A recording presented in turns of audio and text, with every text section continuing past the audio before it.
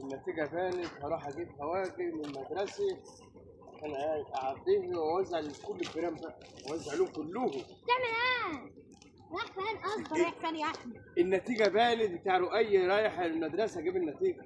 ورايح النتيجة بايه؟ بالسكارة بالأدوم. ما أنا هعبي الكاح. تعب الكاح؟ اه تحت وتحت بالأدوم وبالسكارة. أمال إيه؟ ده بإيدي. هو أنت اتهبلت والله يا راجل، ده هي حتة ورقة كده بيكتبوا لك فيها الشهادة. عشان الكحك كتير. الكحك هناك كتير؟ اه مين اللي قال لك كده؟ قال لي هات حاجة تشيل فيه. يا أخويا هات حاجة تشيل فيه. قال لك هات حاجة تشيل فيها؟ اه قال لك الكحك كتير يعني؟ اه تعال هات حاجة تشيل فيها؟ واخد الأدوم والسكارة عشان أعبي وأوزع على الجيران بقى. عشان تعب وتوزع على الجيران. كل واحد كحكتين ثلاثة.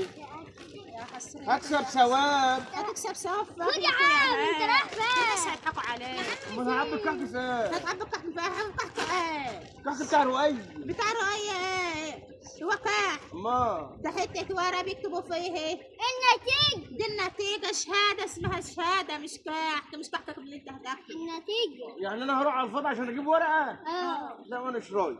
انت رايح؟ مبروك.